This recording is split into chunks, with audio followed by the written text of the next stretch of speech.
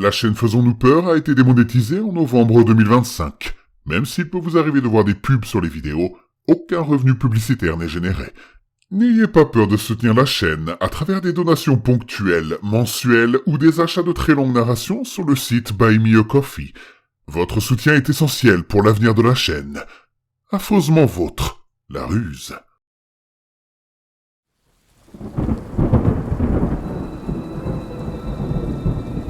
Attention, le contenu de cette vidéo peut heurter la sensibilité des plus jeunes. Vous êtes prévenus.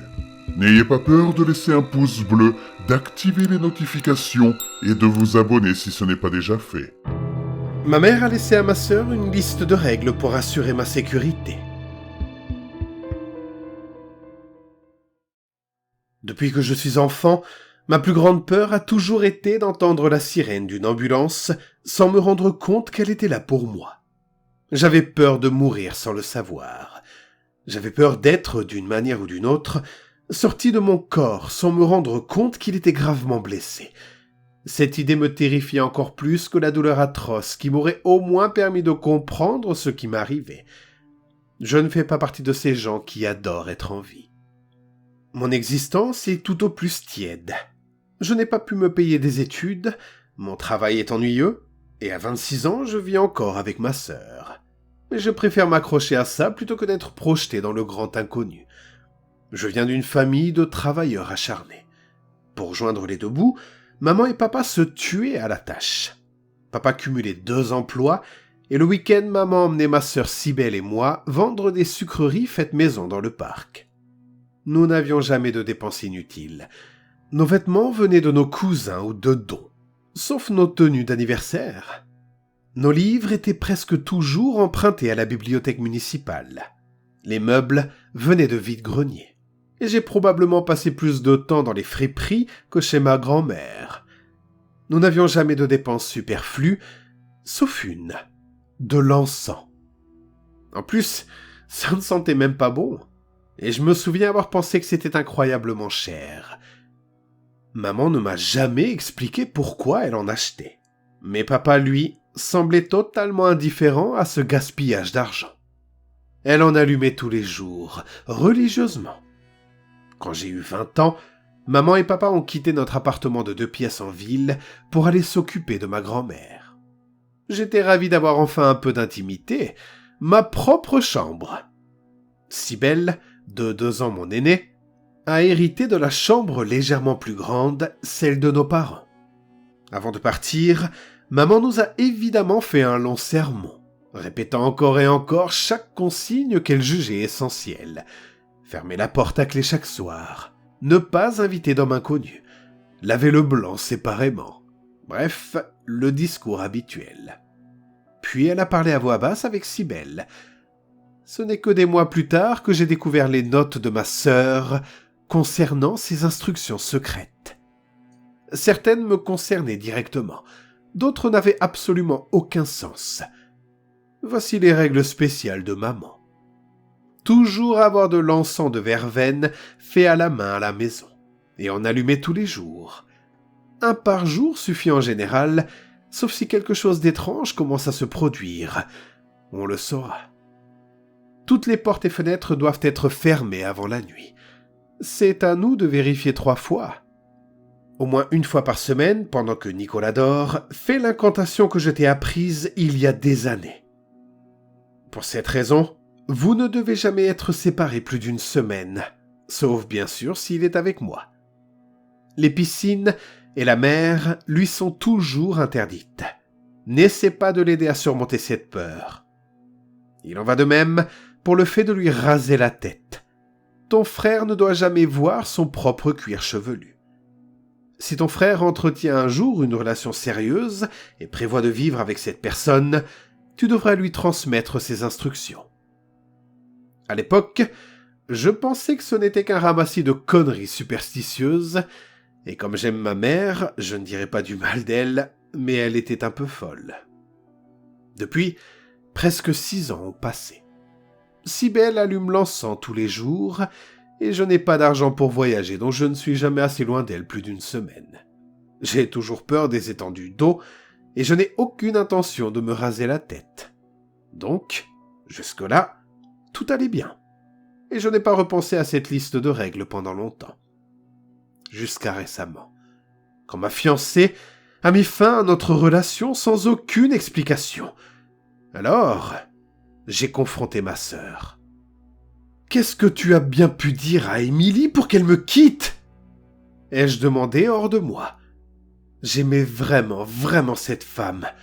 Ce n'était juste que les croyances délirantes de maman et de Cybèle qui puissent ruiner ma vie de cette façon. Ma sœur avait l'air surprise, mais plutôt surprise d'avoir été démasquée, pas surprise par une accusation infondée. « Qu'est-ce que tu veux dire par là ?» a-t-elle demandé en feignant le calme. « Je sais que maman t'a donné des instructions bizarres à mon sujet, et qu'elle t'a dit que tu devrais les transmettre à la personne que j'épouserais. » Elle semblait à court de mots. « Eh bien, Nicolas, pourquoi ne pas demander directement à Émilie ?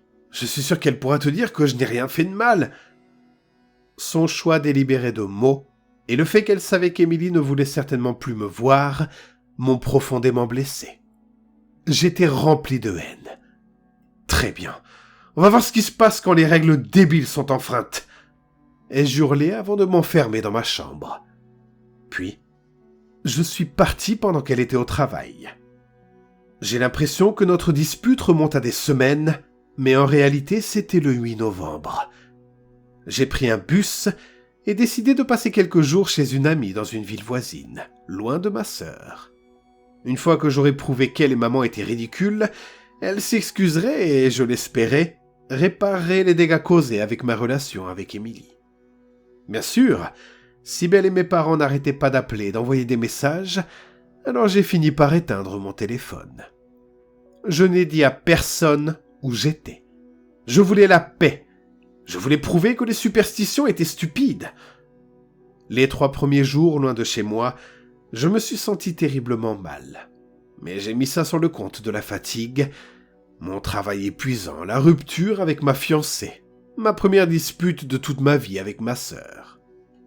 Mon ami m'a donné des médicaments contre le rhume, et j'ai passé la plupart de mon temps à dormir dans la chambre d'amis. Mais le 11 novembre a commencé très différemment. Je ne me sentais pas vraiment malade. Mon corps était engourdi, mon esprit embrumé. Soudain, mes souvenirs semblaient trop éloignés pour que je puisse les atteindre. Avais-je vraiment eu une meilleure amie d'enfance appelée Félicia, ou l'avais-je rêvé ? Combien ai-je de cousins ? Je les oublie sans cesse alors que nous sommes proches. Quels étaient les prénoms de mes ex ?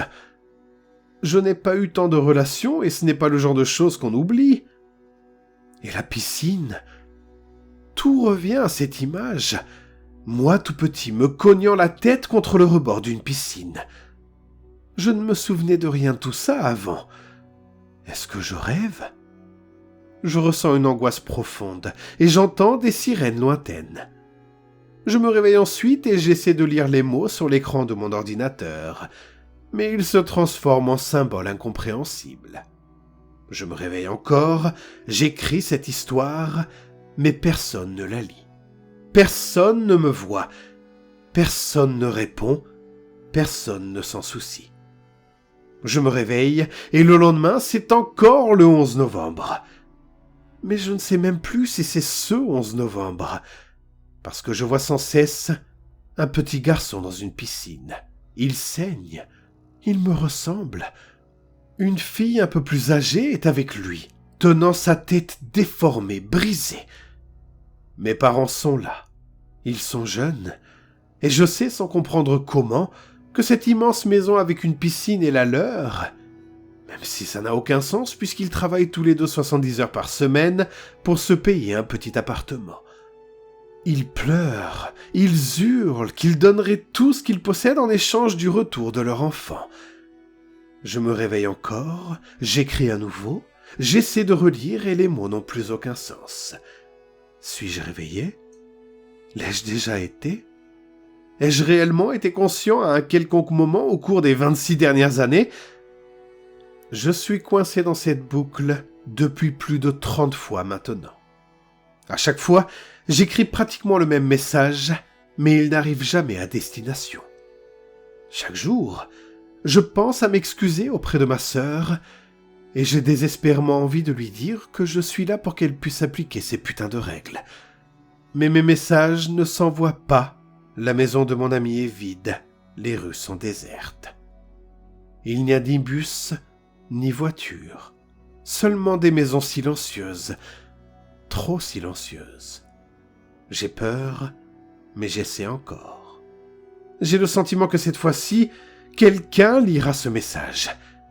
J'ai compris que je suis coincé dans une sorte de limbe entre la vie et la mort, mais peut-être que d'autres le sont aussi. Alors, grande sœur, si tu lis ce message, j'ai une mauvaise nouvelle et une bonne.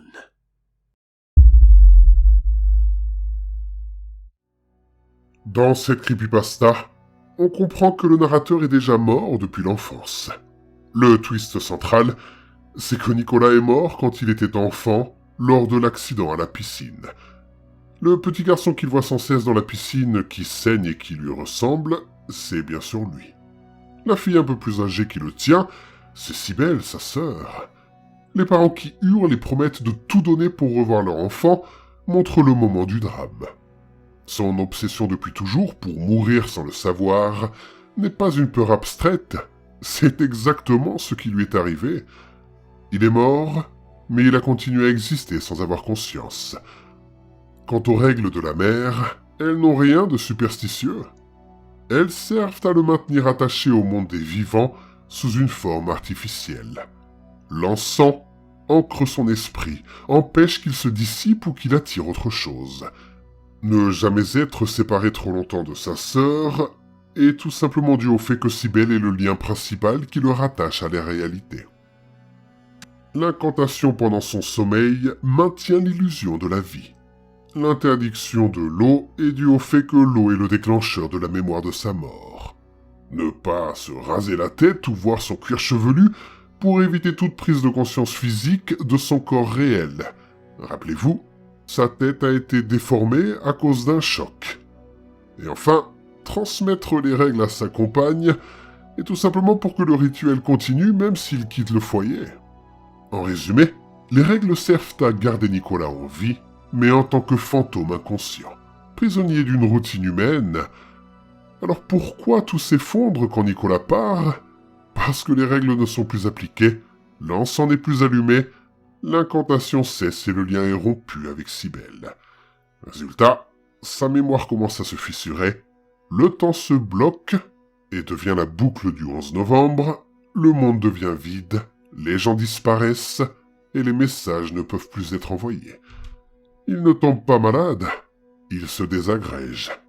Il commence enfin à se souvenir de sa mort, mais bien trop tard. Quant à la mauvaise et à la bonne nouvelle à la fin, la mauvaise nouvelle est qu'il n'est pas le seul dans cette position.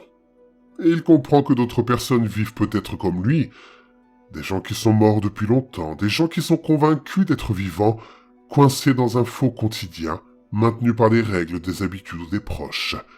Le monde pourrait être rempli de gens qui ne savent pas qu'ils sont déjà morts. Et la bonne nouvelle, c'est qu'il a compris. Et comprendre, c'est la première étape pour sortir du limbe, selon moi. Avant, il subissait la boucle. Maintenant, il sait ce qu'il est. Il sait pourquoi les règles existaient. Il sait ce qui lui arrive. Pour lui, la bonne nouvelle, c'est qu'il y a peut-être une issue. Accepter sa mort, ou retrouver sa sœur avant de disparaître complètement. Mais ça, on ne le sait pas. Cette histoire ne parle pas de superstition, mais de deuil impossible. Des parents qui refusent de laisser partir leur enfant et qui ont très certainement tout abandonné pour pratiquer un rituel très très cher. Et enfin, Nicolas, un enfant mort qui a grandi sans jamais être vivant. Pour l'anecdote, c'est une de mes creepypastas préférées.